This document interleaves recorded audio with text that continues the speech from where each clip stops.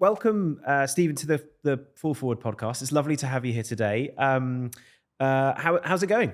Delighted to be with you here, Stephen, and have this lively conversation. Let's hope so. As I said to you before, it's a late evening for me last night, hosting members at a London meeting, and we were supposed to finish at 9:30, and they were still chatting and having a great time at 11, which means that I was late home. So I will do my very best, and I know you're going to keep me not just awake but inspired, because I've been following a bit of the work that you've been doing around speak up culture, your book that you have released, and your work's all around psychological safety and the creating leadership environments that are, of course, conducive to being forward thinking and innovative leaders. So, for those of you, Shed or Stephen Shedletzky, as is your name, I'd be really interested to perhaps just give us an introduction. Share with us, for those of you who perhaps haven't heard of you or don't know you yet, a bit of your background and kind of what's brought you to why we're having this conversation today. Yeah, thank you, Stephen, and a joy to join you in the Blend community. Um, Stephen Shedletzky is the name. Call me Shed. Came out with this book just about a year ago called Speak Up Culture. When leaders truly listen, people step up. And I've become fascinated with how do the behaviors, how do the mindset, the actions, and the systems that leaders cultivate and proliferate, how does that impact the cultures that they're in? How does it create an environment where folks feel that it's safe and worth it to speak up, or that it's wiser to practice silence or a shut up culture? This body of work and book is very personal to me. I grew up with a stutter and a speech impediment, still have one, but I've learned how to work with it. I also married a speech therapist. Good choice. More so for my kids and nieces and nephews. Um, and so I know intimately, sort of from the age of, gosh, I was really aware that I had a stutter by about grade 2. So age 7 up until my early 20s, I was terrified of public speaking, whether that was in front of a large group or even in a one-on-one setting, even with friends and family. Um, and I found my voice, quite frankly, because I began to speak about overcoming my fear of public speaking. Because as it turns out, a fear of public speaking is a universal experience. It isn't exclusively for those who have speech impediments or who are speaking in a language that isn't their mother tongue. Um, and so, yeah, one is around voice, and I have a huge passion of helping people find and use their voice, and then marrying that with organizational culture and being parts of teams and organizations over my near 20-year career where there is a speak up culture and it's marvelous, and where there isn't a speak up culture and quite frankly it's destructive and toxic. In the notes that we were making before this, and I think perhaps this is a great place to start, Shed, today, is um, you share a belief: leadership is a behavior, not a title. So let's start at that level of leadership as a big concept, and perhaps then we'll delve down into the areas that you've just highlighted. What do you mean by that, and why is that an important, I suppose, core belief for you? Yeah, thank you. So there's a trifecta of chapters in the book. I think it's chapter 4, 5, 6, where chapter 4 is leadership defined. Chapter 5 is then select better leaders and then help leaders lead. And so I think one of the challenges with leadership is we don't have a standard definition of the term. And so when we say leader, does it mean the most senior person? Does it mean the person in charge? Does it mean the person with the most influence? Like, what does it mean? So I like to make this distinction between capital L and lowercase l leadership. So capital case L leader, you have the title. You know, maybe there's a C in your title, chief, whatever, or maybe you're a senior manager or VP, but like there is an expectation for you to lead because of your title. Just because you have the title doesn't give you a hall pass to lead. My favorite quote on leadership comes from my dear friend Rich Diviney, who's a retired U.S. Navy SEAL, wrote the book The Attributes, which is brilliant. So recommend you check out his work. And Rich says that leaders aren't born, leaders aren't even made, leaders are chosen or ought to be chosen based upon the way that they behave. So you can be born with some of the attributes that are more akin to being a leader. Things like care and empathy, humility, courage, decisiveness, service orientation. The fact that we have the term servant leader means that our current definition and practice of leadership is broken. All Yes. leaders serve, hard stop, right? Um, um, Accountability, authenticity. Like this is the stew of what a leader is. As well, visionary does not give you a hall pass to be a leader. You can be a visionary, insert Musk, insert Jobs, and not necessarily behave as a leader. You can propel vision, but you have to include all of the attributes. And vision isn't a requisite of leadership, it can be an additive. All leaders need to devote themselves to a cause bigger than themselves, but they don't need to be visionary. So just because you have the title doesn't give you a hall pass that you're automatically a leader. Just because you have a coach, just because you're part of a community, just because you go to leadership development doesn't mean that you're a leader. You are judged on your leadership every single frickin' day based on the way that you behave, which doesn't mean you need to be perfect, but you need to be accountable and own the impact that you have, whether it's intended or unintended. So if I'm a member, a blend member, looking at this conversation right now, and I'm saying, okay, every single day I need to earn the right to be a leader, or prove that I'm a leader through my actions. How do they do that? How do you propose that we keep on this path of being a good leader in that context? Well, there are certain things in life, Stephen, that mean a lot less if we label them ourselves. Like if I hopped on this podcast and said with you, I'm such a good friend. Can I tell you how good of a father I am? I'm a brilliant leader, let me tell you. Like my credibility should go to zero or negative. So if you're a blend member or you're anyone listening to this and going, I wonder what kind of leader I am, or I think I'm a great leader, your point of view is but one data point and it's not meaningful. You need a data set. And so this is where 360 reviews, getting feedback from the people that you're supposed to be leading, or feedback from those whose leadership you look up to, respect, and admire, like get data, get feedback. So it's a lot more meaningful if my friends call me a great friend or a great listener. It's a lot more meaningful if my wife or my kids or my family or my friends who observe my parenting consistently say, great parent, right? And should I hear that, the appropriate response, I think, should be humility, should be gratefulness, and should be a desire to get better every single day, because we shouldn't be evaluated only in our past performance, but also our present and our future. So, yeah, I think someone listening should go, how can I get meaningful feedback on the effectiveness of my leadership and how I can improve? Because newsflash, you'll always be able to improve even to your last day. I can't remember who it was who said it to me, but it's a recent conversation that I had, and a leader was saying that 10 years ago he thought he was an amazing leader. He thought he was the great leader, and then someone in his team said to him, "Do you know you're a bit of a dick?" Uh, And I'm and pretty he sure they were using a bit to be nice, by the way. Yeah, and they were, and he said it was a bit of like a slap in the face, and they said, but they didn't just say, offensively, you're not very good. They actually quantified that with feedback that must have taken a long time for them to really consider, because it was well put through. And he said it was a really a big inflection moment for him, because he realized that his vision of himself and the vision that his staff had of him were two completely different things.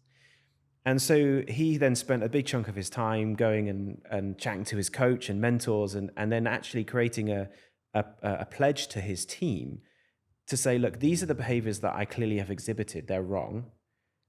I want you to hold me accountable if you see me exhibiting these behaviors again. Is that the sort of leadership that you want people to be adopting in being considerate about their behaviors in that 360, in that kind of human way? Is that the way to tackle this? I think that is a great example of it. And I will add in some caveats to it. One caveat is you don't need to agree or believe with all the feedback, but treat it as data. So let's say you and I have been working together very intimately and closely for like 5 years, and you give me feedback, and I'm like, I'm not buying it. I don't agree with it. I still ought to respect it. Here, by the way, is the greatest competency I think we need to improve on as a species, is our ability to both disagree with someone and respect them at the same time. we can do it. And I can say this because I'm Canadian, but it's very possible, right? And we need that competency. That's how we make progress, is open-mindedness and curiosity. We get into trouble when we're closed-minded. We get into a lot of trouble when we're both closed-minded and curious. That's how conspiracy theory starts. Um, However, if you give me feedback, first of all, if it triggers me, it's likely true. B, if I get it and I don't agree with it, that's the perfect time to check in with others and get more data. Hey, I've gotten this feedback. I'm having trouble putting a mirror up to myself and seeing it objectively. Because, by the way, we can't read the label on the jar when we're stuck inside the jar. We can't be objective with ourselves. That's why we need to invite the objective perspective of others through tools and assessments, coaching, 360, all these things. So A, leadership isn't about bending yourself into a pretzel to try to be what others need all the time. There's still an authenticity piece and still owning it. And I'm an advocate for, hey, here are my foibles, here are my flaws, here are the things I'm working on, here's how I'm likely going to let you down. Help me, and let's design a team that we can help one another out in these areas. And it's so important that when you get feedback, especially feedback that's hard to hear and triggering, you need to receive it well. Because if you get feedback and then you invite more feedback and then you chew people out when you get it back, or your response, like, you're allowed to go, "Ooh, that really hurts." Okay, please tell me more, or give me 15 minutes, you know? So those are Yeah. just a couple of nuances that I think are important, if that makes sense. Well, I mean, that point that you end with there is humanly such a difficult thing to achieve. You know, it's constructive feedback, we'll call it, but feedback you probably often don't want to hear is really hard to receive, and I think it's often a skill set that people don't prioritize enough in their learning, in their leadership, and perhaps just generally in life. And I'd love to know how you, both in your experience of working with teams and leaders across the world, and also in all the research and work that you've done, how you're seeing people best do that, because that could be scary for leaders. Because as you said, nobody wants to hear what the jar looks like from the outside if it's not a good, if it's not a pretty jar. But yet we all need to hear it. So, what advice would you give us there? I think there's a couple of things that come to mind here. One is a retraining. So the leader you were speaking of, who thought quite well of themselves and then got feedback quite to the contrary, there's a celebration there. Wow, someone felt safe enough and that it was worth it to have the hardest of conversations with you, that they had to build courage. They made up a story in their mind that them sharing this feedback with you was actually to the collective benefit. Wow, what a gift, what a celebration. So I think we need to retrain ourselves that if I'm getting any feedback at all, particularly valuable constructive feedback, and I believe in a method of feedback called FBI, feeling behavior impact. Like, if I say to you, Stephen, great job on the podcast today, that's meaningless feedback. If I go, hey, I so appreciated your energy, the research that you and your team did, those are behaviors, I feel so engaged, let's keep doing stuff, that's impact. That's way better than great job, right? So yeah, I think we need to retrain ourselves that difficult conversations are a testament and an outcome of a speak up culture, right? A speak up culture is one in which disagreement and debate is healthy. Tension and conflict is used productively. And then the other thing I just say is, this stuff is often the hardest stuff to practice in the ones that are closest to us, the colleagues we work with closest, the business partners, the life partners, the best friends, our kids, right? I'm paid to be a good listener. I'm not always a great listener at home. I wasn't a great listener this morning. My wife was giving me updates on things. I was totally distracted, and the opportunity is to go, I'm so sorry. I was looking at something on LinkedIn for work. I'm putting the phone down. What was it that you were saying? I want to focus, right? We often are our worst selves in front of the people who matter most, which is so interesting in the human experience. It is, isn't it? It's almost like we accept, or we think that they're accepting of those failures, and therefore it's okay to continue them. And why is that okay? Yeah, really interesting. Um, uh, I want to kind of take you back a step, if I can, before we delve into that psychological safety piece that you mentioned, because I think there's a really interesting conversation for us to have there. Um, Given your close work with Simon Sinek and the kind of start with why movement, which I really enjoyed and have always enjoyed, how do you see leaders today embracing or struggling, with that concept of leading with purpose? Because purpose is so core to that conversation, and yet actually creating an environment of psychological safety and modern leadership is also so closely linked to purpose. I'd love to get your thoughts on that now. Yeah. So so to Simon's credit, there's depth in the concept of starting with why in the golden circle. One of the things that I think we do in our human experience is we just take the tip of the spear and not the whole thing. So Simon's concepts are around clarity of purpose, then discipline of our values, right? Clarity of why, discipline of how, and then consistency of what, right? And so often we only take the purpose piece, but purpose alone won't give us great results and a great culture.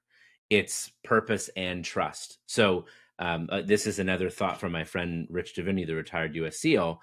He often prompts teams, and I'll do this as well. If you could choose between a team that was high on inspiration but low on trust, or a team that was low on inspiration but high on trust, which one would you pick? And 10 times out of 10, we should pick the team that's high on trust, even if low on inspiration. And this analogy, if you think of a sailboat, trust is the boat, inspiration is the wind.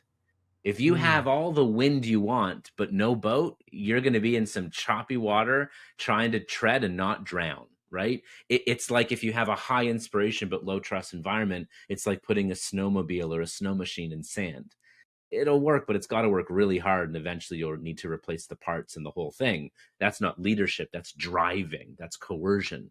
And so it is this balance of, um, if anything, I would put a trust and psychological safety on a pedestal over purpose. Because I actually think oftentimes our purpose can be found through trust.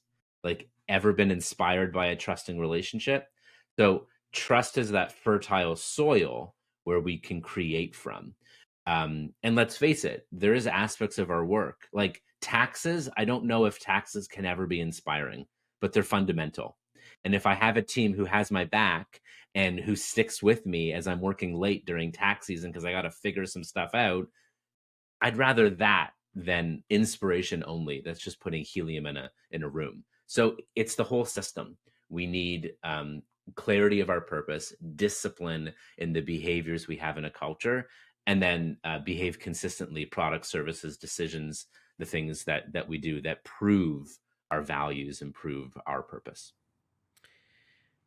I really like this idea of trust being the soil in which you can grow purpose and growth from. I think it's such a nice way of articulating that.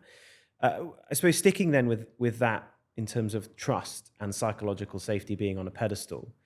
Um, I feel like the words psychological safety are mentioned and banded around quite a lot in leadership today.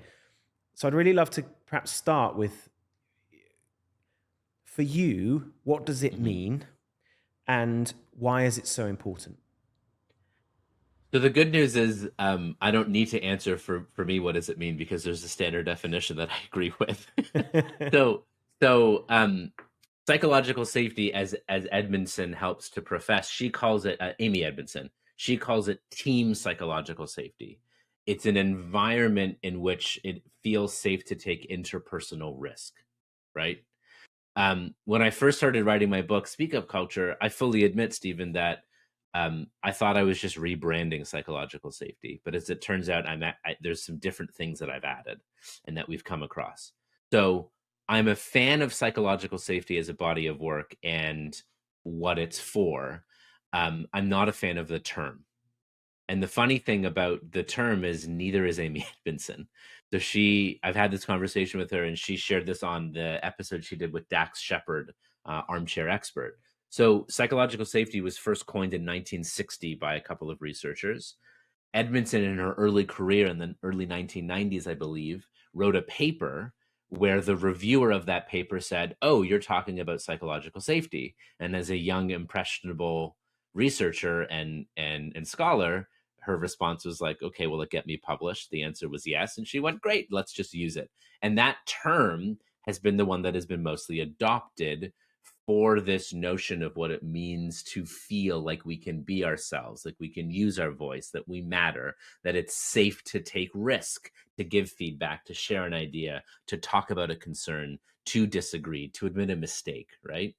Um, the issue I have with the term is it's highly academic and it feels like we put on a lab coat on a very real human experience.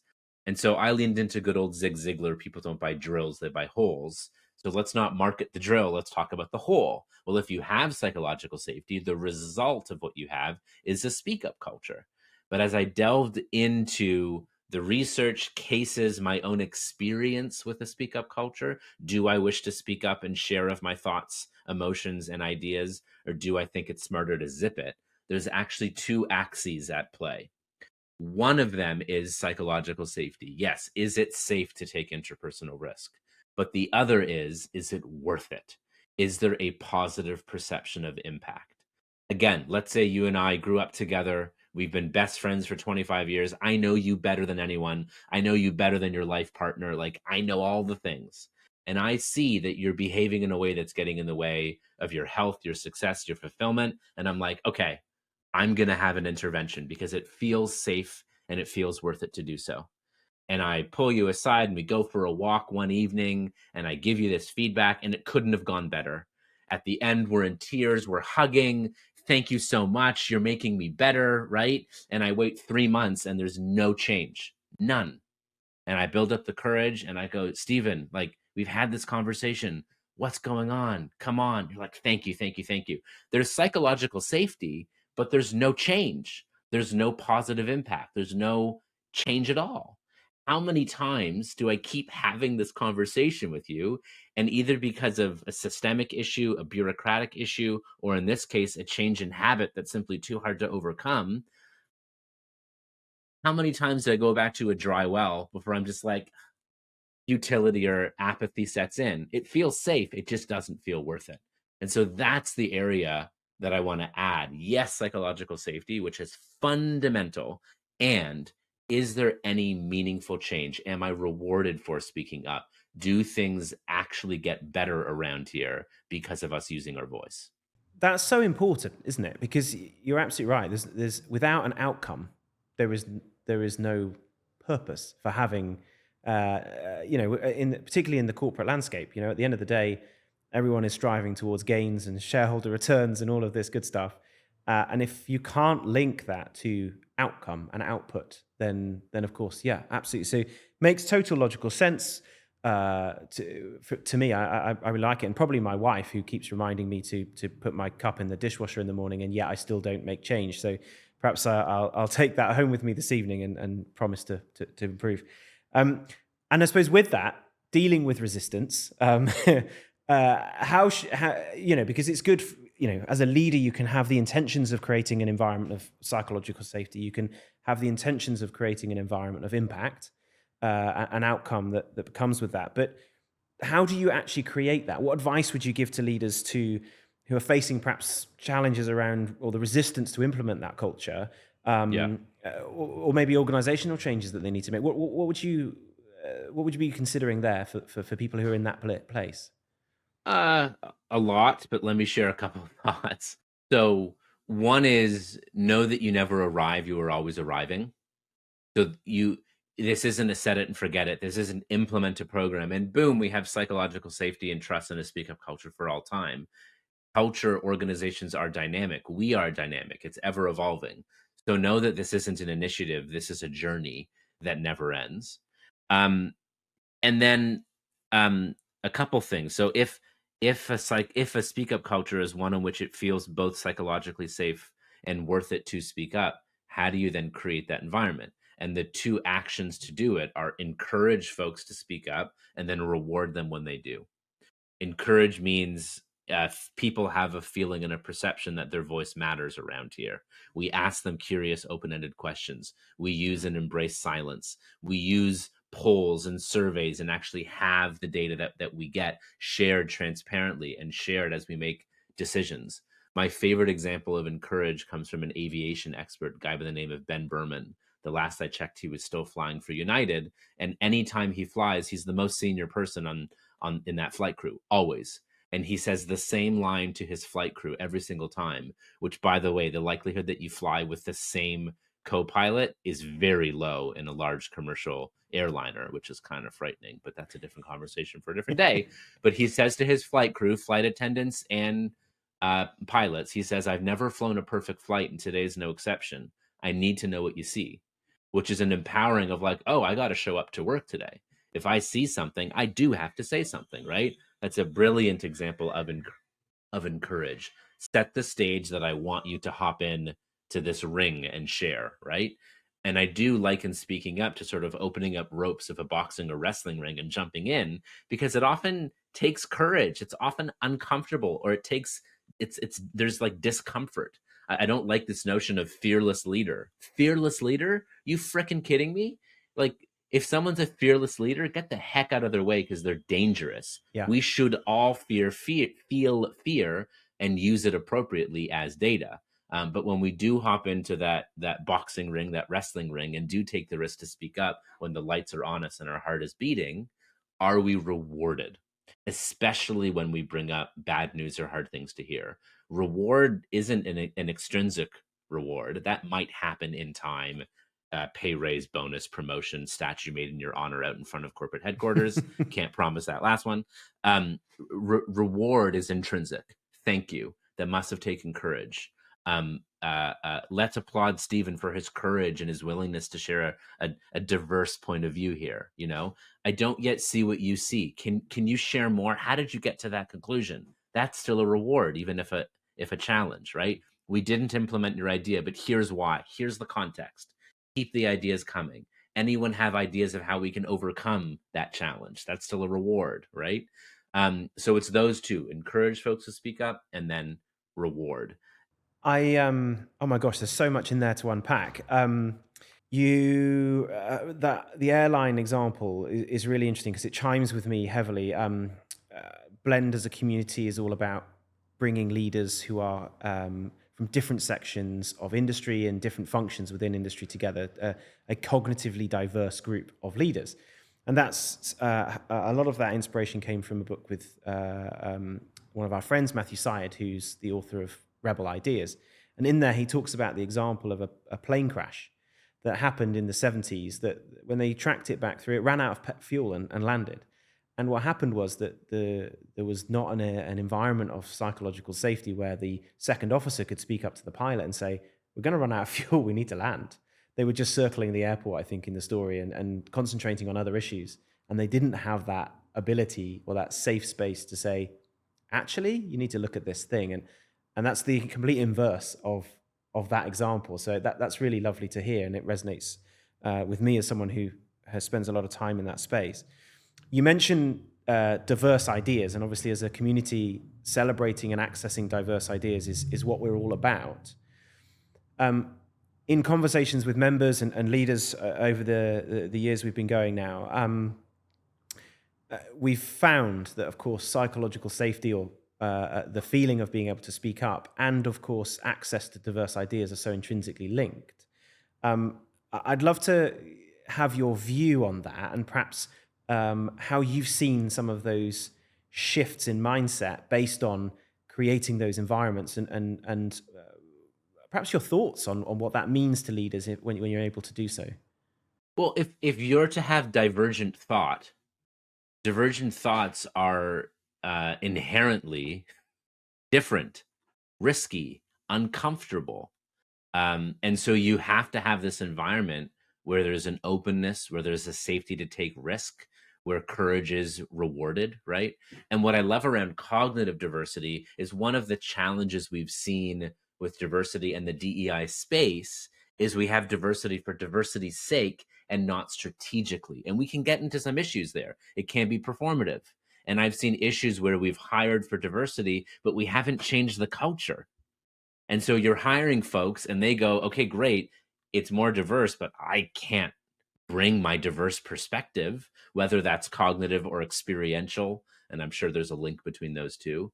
And so diversity without an inclusive environment, one that includes, invite people in, invites and rewards them for sharing different ideas of merit, you can have as much diversity as you want, but it's not going to change anything. If anything, it'll just keep things the same or worse, because you might hire for diversity, but you haven't meaningfully shifted the culture to be that is inclusive, and that rewards people for bringing ideas that have merit. Uh, I mean, I didn't pay you to say that. I promise listeners, because that, of course, is our big purpose here for the leaders who are part of our community. How can we unlock that and connect this opportunity that exists in the diversity of thought through to outcome, which is so interesting based on what you're saying around your work around. So I love hearing you talk about that. Yes. I just want to add one more Yeah, thing, go which go is for it. I want there to be diverse environments, absolutely. And I want there to be equality of opportunity.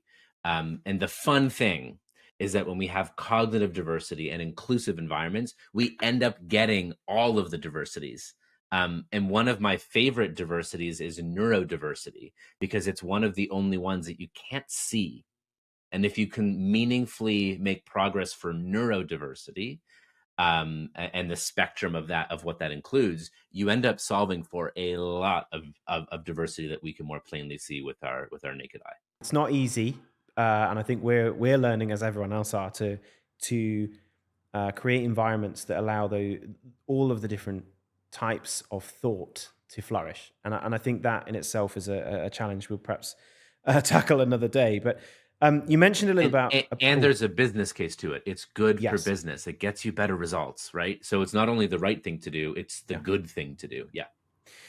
The third element then, and I suppose the reason why the podcast is called Fall Forward for us, is this then an area that also is often shared, is that role of failure in this conversation.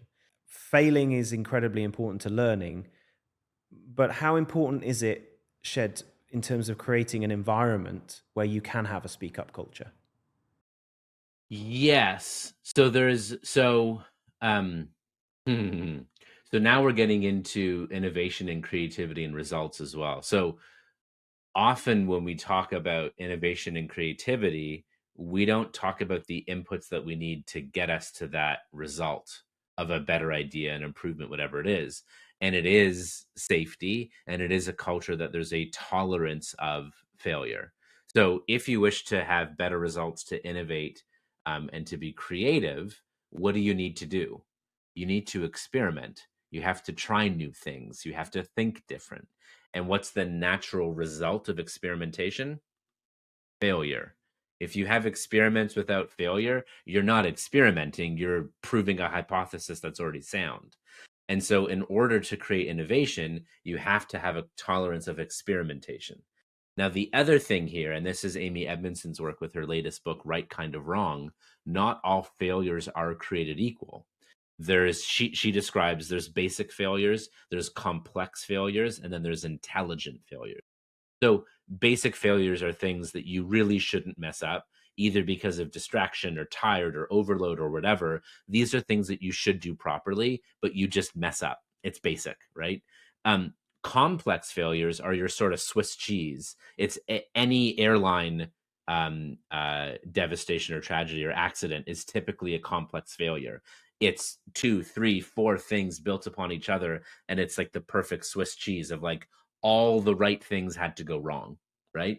But then intelligent failure is when we're testing a hypothesis, we're going into unknown areas. This is the failure that you speak of. It's failure of progress, it's intentional failure. I think something that leaders have to be aware of, and I'll take this from David Marquet in his book Turn the Ship Around, is there's a difference between bullet holes above the waterline and bullet holes below the waterline. So for you as a leader, you need to see, as you're navigating the waters ahead, are you asking your team to do things that if they fail, the ship sinks? That's irresponsible empowerment. But if you're giving teams and folks things to try, or meaningful markers and timestamps of like, get to this point, then report back what you learn. If you're punching holes in a ship above a water line, that's called a learning. Yahoo! Like, great. We're not sinking the ship. We're just getting better. So that's how I see a mix of failure and safety and mindset around what types of failures there are. I think that's such a nice way of thinking about, it's quite practical, isn't it, for leaders to think about it in that fashion? Is if I'm allowing you to work in this space, is it going to sink the ship or not? It's very easy, isn't it, for leaders to be able to delineate between the two, and I think that's a lovely way to think about it. What about for the leader themselves? Because I think there's been a lot of work, and I think leaders generally now are pretty good at creating an environment where how good they are at getting it above or below the waterline, maybe we'll work on, but are pretty good, at least in terms of fostering in a space where people can fail. Whether they get reprimanded for that or not, there's a different question. But themselves, it's still very rare that you see the biggest C-suite leaders coming out and saying, "Gosh, got that wrong, shareholders. That was on me. I was just trying to do some new stuff." Still doesn't happen. Why is that? And do you think it's important that they should be sharing some of their failures more publicly? Oh, that's interesting. I mean, yes, and you still have to be wise. So, you know, I think you're speaking to vulnerability. And vulnerability can be a superpower of a team and of a leader. But not all vulnerability is created equal. Vulnerability does not mean sharing all the things with all the people at all the times. That could be irresponsible, and oversharing. Vulnerability is about context. It's about sharing the right information with the right people at the right time. And so, to say to your shareholders or to say to your team, "Oops, we ran out of money." Like, no, like, you need to be aware of that and solving for that before you get to that point. There's a failure of leadership if it gets to that point. But if there are responsible ways to go to partners, to shareholders, business partners, key team members, and say, "Hey, we're having troubles in these areas. We need help." That should be rewarded. And the fun thing about vulnerability is it begets more vulnerability. Like, the funny thing about transparency is it begets more transparency. So as a leader, you can't ask people to fall forward or be more vulnerable if you aren't doing it yourself. That just doesn't work. So there's appropriate times, ways, populations to be vulnerable and transparent and share these failures. And if you're in a crisis scenario, which happens, where maybe you didn't know, or maybe you did know and all the wrong things happen, Swiss cheese again, look no further than Volkswagen. Like, get ahead of it, don't hide it. Like, crises happen. That's the time to take ownership, embrace, show your humanity, rather than spend more time hiding it and putting it under the rug. I think that's such practical advice for us all to be mindful of, because it's very easy to also then get emotional about that, isn't it? And link the emotion to the failure, whereas what you're talking about is being very rational about your thought about failure and thinking strategically about when you share, what you share, and bringing the right. And I think it's exciting for leaders to be intentional about that. So I thank you for highlighting. Uh, Perhaps changing the focus slightly, then, Shed. I suppose I'd love to hear from your own personal journey in your career, about perhaps a pivotal moment in your own journey that perhaps has significantly shaped your career views. Obviously, there's a reason why you're doing what you're doing. Where does that come from? What was the reason that you're so empowered and passionate by this particular purpose, if you like? I thank you so much. I think part of it is what I've naturally gravitated toward, and another is it's nature nurture. So I remember being a young kid at an overnight summer camp, sitting on other kids' beds, coaching them through their relationship woes, and like loving it. I can't explain it. That's just how I'm wired. As well, kind of going full circle to where we started, having a physiological challenge and a psychological challenge with a stutter, as well as seeing firsthand, either through teams I've been part of or through clients that I've worked with, seeing firsthand either the destructive nature of their cultures or the generative nature of their cultures. I don't think I've seen the full spectrum to all their depths and polars, but I know I have seen a spectrum of cultures where there is a speak up culture, where we can take interpersonal risk, where we can give feedback to others while still taking accountability and ownership for how we show up. And I've seen and been part of teams where we say there's a speak up culture, but there ain't, and there's politics and there's toxic positivity and there's gaslighting and there's only speak up culture if you say the right thing at the right time to the right people. Like, how much energy and time and we're wasting, creativity we're wasting just to survive and not get in trouble, rather than have psychological safety and trust as the lubricant that makes the thing run well. So that's for me what's really gotten me interested in this work is my own experience, quite frankly. Yeah, and it comes through, right? I'm impassioned by hearing you talk about it. So thank you for that. Perhaps then looking forward. So Speak Up has been out. Speak Up Culture has been out for a year or so. Um, I think the leadership environment that we're in right now is arguably the fastest changing that we've ever seen. Yep. Technology advancements, AI, societal change, political instability that we see in the US and Europe as well, and across the globe, in fact. How do you see the role of leaders changing over the next 5 years? What could that mean, and what should we be mindful of as we enter this period of change?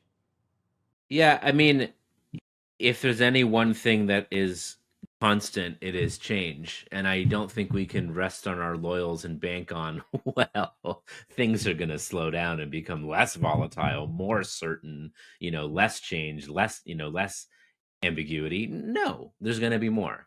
And I think, a lot of folks have been speaking about AI, and for good reason.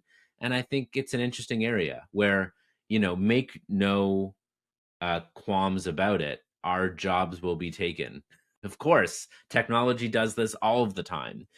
But what won't ever be taken from us, I hope, or what we should be striving to always have, is our humanity, is integrity, is creativity, is ethics, is the gray, is the blurriness.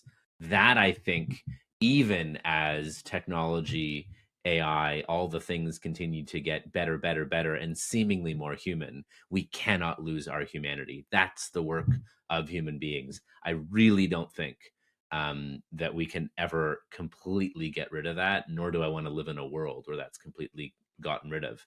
But I do think that a lot of transactional work can be done by AI. Who says we have to work 40, 100 hours a week? Like, says who? We can actually potentially work a lot smarter, get better results, and have our ethics and integrity in line. So I think that's the work of leadership, is on the ethical and integrity piece, on the humanity piece.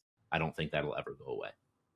And I think, again, going full circle, in order to be having good conversations about ethics and being humanity and what it means to be a human, which I think this time more than ever, we're going to have to ask those questions of ourselves. What do we want us to do as humans? Because, Yeah. as you said, so many tasks are going to be removed. That in Yeah. order to have those conversations, you need to be in a space where you can have the safety to be able to have those conversations. So I love that we've kind of gone full circle on that. Yeah. Um, Just because you can doesn't mean you should. you know, you yeah, like correct. EpiPen is a brilliant example of this. They had the patent and the only one on the market, and they drove up their prices because they could. Should they have? Absolutely not. It is a fundamental thing that folks need. Yeah, a nice example for sure. One of the things, Shed, we do in the Fall Forward podcast is we ask a question from our members, and we have an upcoming session next week, actually in Toronto, where you're based, talking about leadership through times of crisis. So the question came from one of our members who's coming, who said, in times of crisis, I'd love to know what Shed thinks are the most critical leadership qualities that we as leaders can help, that we can demonstrate as leaders to help our organizations navigate. What are they? Oh, so Uh, good. Yeah, so this actually comes to something I wanted to speak about when talking about bullet below the waterline. If you as a leader know that this can sink the ship, that doesn't mean that it's all on you to fix it. You still need the team. And so you get into trouble in a hierarchy when you're in charge and you feel like you need to own everything, but yet you're not the right or the best person to solve it. So that sort of typical hierarchical model of leadership. I am your leader, you work for me. The only time that works in crisis is when the leader knows what to do and has prior experience with said crisis. But if you're in a crisis scenario, there's a difference between overwhelm and chaos. Overwhelm, there's tons of information coming at you, but you know how to deal with it. Chaos is when there's tons of information coming to you and you have no idea. This is why terrorism is so challenging, because it drives chaos, not overwhelm. And so if you're in a crisis scenario where you don't have prior experience, our hierarchical model of leadership will fail you. That is the perfect time to practice, as my colleague Rich Davini says, dynamic subordination or alpha swapping. Leadership is dynamic. You need to find who knows more, who knows what to do. How can I be calm, level headed, ask for help, get clear on the problem before we start solving something? So, when in crisis, especially if you haven't had previous experience, have the humility, have the vulnerability, have the emotional regulation to feel the emotions and then use them as power and calm down and breathe and then figure out how to navigate and what team you need to help you get through it.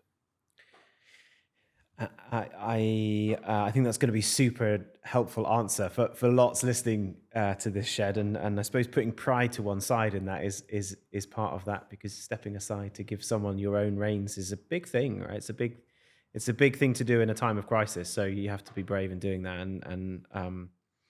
but I think that's definitely a helpful answer for members listening.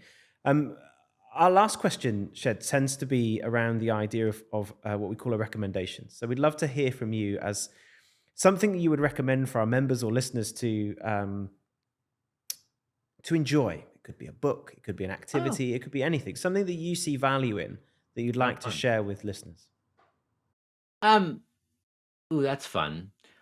I'm trying to think of the most valuable thing to share. One thing I'll often share, just as a tidbit for leaders, is one: your whisper is a shout, and your tiptoes are stomps.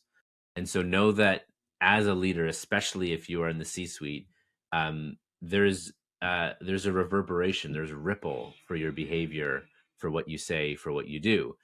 Still be yourself, still be authentic, but know that you got to own how your authenticity shows up. You know, a speak up culture is not a hall pass to be a jerk. Like we say, bring your authentic self to work. If your authentic self happens to be a hole, you still have to own it, right? And the other thing that I'll share is, um, model the behavior. If you want to create a culture where folks don't burn out, you need to model the behavior of setting boundaries, of not burning out yourself. You need to take meaningful breaks. Read a fiction book, you know, take an afternoon off, exercise. Know that if you have a vision for the type of organization you want to create, you are the one that has to behave into it, to model it, and expect others to behave into it as well. Well, that's a lovely reminder for me, Shed, let alone our listeners. Running a growing business, that's a challenge to remember to prioritize those things. But exactly right. Yeah, I need to, like everyone else, remember to prioritize those things for the benefit of those around me as much as for myself. So I love that as a way of bringing us kind of in full circle again, thinking about our actions and the impact, and then listening to the feedback. So, Shed, thank you so much for joining us on the Fall Forward podcast. I've super enjoyed this session. So thank you so much. And I know For members, we're going to be hosting you in the book club shortly, and I'm sure for members, we're also going to be physically getting together with Shed in time in one of the cities near you. So we're super excited for those conversations, Shed, and can only thank you for being with us today, and looking forward to continuing the conversation with you. Thank you so much, Stephen. A true delight to join you and Blend, and look forward to more together. Cheers. I hope this conversation was valuable to you, listener. Amazing. Thanks, Shed. It was brilliant. Thank you so much. Make sure you subscribe to the 4 Forward channel so you don't miss any new episodes. I'll see you soon.